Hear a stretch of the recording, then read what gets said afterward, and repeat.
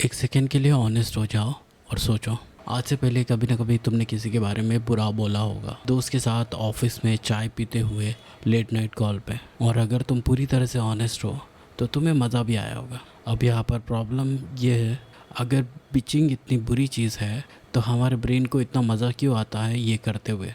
क्यों हर जनरेशन में लोग गॉसिप करते हैं और क्यों लगता है कि पूरी दुनिया को दूसरों की ज़िंदगी में इतनी इंटरेस्ट है? सबसे पहले हम एक फैक्ट जान लेते हैं। ऑक्सफोर्ड यूनिवर्सिटी के एंथ्रोपोलॉजिस्ट रॉबिन डनबर ने एस्टिमेट किया था कि हमारी डेली कन्वर्सेशन का लगभग 45% हिस्सा गॉसिप या सोशल इन्फॉर्मेशन से रिलेटेड होता है। तो सोचो, हम अपनी ज़िंदगी का इतना बड़ा हिस्सा दूसरों के बारे में बात करने में स्पेंड करते हैं। ऐसा नहीं हो सकता कि नेचर ने गलती से ये आदत बना दी हो। इसके पीछे कोई रीज़न होना चाहिए, और रीज़न काफ़ी पुराना है।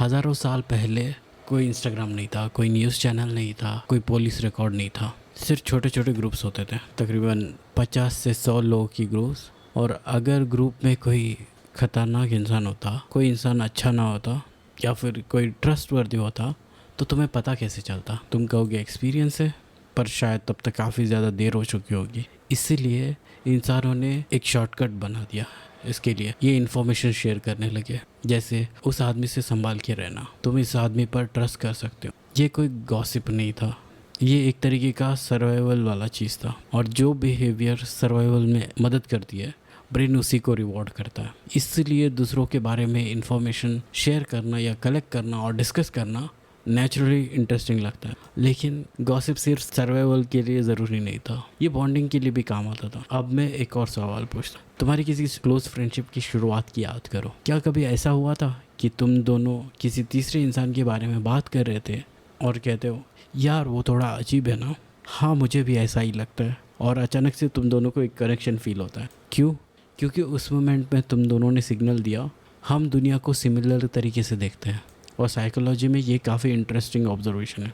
शेयर्ड डिसलाइक्स कभी कभी शेयर्ड लाइक्स से ज़्यादा स्ट्रॉन्ग बॉन्डिंग बनाता है दो लोगों में। इसीलिए ऑफिस में दो अजनबी तब भी दोस्त बनते हैं जब वो दोनों मिलके एक ही इंसान के बारे में कंप्लेन करते हैं। और शायद इसीलिए पूरी एंटरटेनमेंट इंडस्ट्री इसी इंस्टिंक्ट पर चलती है। सेलिब्रिटीज़ हो, इन्फ्लुएंसर्स हो, रियलिटी शोज़ या इंटरनेट ड्रामा, हम सिर्फ स्टोरीज़ या कहानियाँ नहीं देखते इसमें, हम सोशल इन्फॉर्मेशन कंज्यूम कर रहे होते हैं इसमें। कौन किसके साथ है, कौन किससे लड़ रहा है, कौन फेक है, कौन जेन्युइन है। ब्रेन को लगता है ये इन्फॉर्मेशन काफ़ी ज़्यादा इंपॉर्टेंट है, चाहे रियलिस्टिकली इसका हमारे लाइफ पर कोई इम्पैक्ट ना हो। लेकिन यहाँ पर एक और प्रॉब्लम है, हर चीज़ जिससे मज़ा आता है या फिर हर फ़ायदेमंद चीज़ भी ज़्यादा हो जाए तो वो भी नुकसान कर सकती है।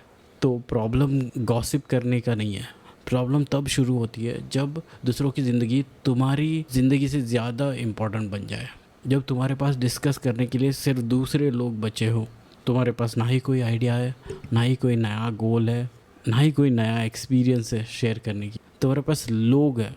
और फिर धीरे धीरे तुम ऑब्जर्वर बन जाते हो, अपनी कहानी के कोई कैरेक्टर नहीं, दूसरों की कहानी के ऑडियंस बन जाते हो। अब एक और चीज़, कभी कभी गॉसिप खुद को अपना आईना ही दिखाता है। हर बार नहीं, लेकिन कभी कभी जिस चीज़ पर हम दूसरों में सबसे ज़्यादा रिएक्ट करते हैं वो हमारे बारे में भी कुछ दिखाता है। जैसे कि जब तुम कहोगे वो बहुत शो ऑफ करता है, इसका मतलब है कि शायद तुम्हें भी अटेंशन चाहिए। जब तुम कहते हो वो बहुत लकी है, इसका मतलब है कि शायद तुम खुद फ्रस्ट्रेटेड हो। जब तुम कहते हो कि वो इतना कॉन्फिडेंट क्यों है, शायद तुम खुद कॉन्फिडेंस से स्ट्रगल कर रहे हो। हर क्रिटिसिज्म प्रोजेक्शन नहीं होता, लेकिन कुछ क्रिटिसिज्म प्रोजेक्शन ज़रूर होते हैं। और इसीलिए गॉसिप कभी कभी दूसरों से ज़्यादा हमारे बारे में बताता है। अब तुम पूछोगे तो इस चीज़ का सलूशन क्या है? क्या हम बिचिंग करना बंद कर दें? नहीं, ये हो नहीं पाएगा, क्योंकि ये हमारा एक पार्ट है। क्योंकि हम सोशल क्रिएचर्स हैं और हम सोशल इन्फॉर्मेशन डिस्कस करेंगे ही। लेकिन शायद एक सवाल पूछ सकते हो जो ज़रूरी भी है। जब तुम दूसरों की ज़िंदगी में बहुत ज़्यादा इन्वेस्टेड हो, एक सेकेंड के लिए रुक जाओ और सोचो, मेरी अपनी ज़िंदगी में अब क्या चल रहा है? क्योंकि जब तुम्हारी अपनी ज़िंदगी में क्या काफ़ी क्यूरियोसिटी होगी, काफ़ी चैलेंजेस होंगे या फिर काफ़ी मतलब भी होगा, तब दूसरों का ड्रामा इंटरेस्टिंग लगेगा। लेकिन नशा या एडिक्शन नहीं होगा उसमें।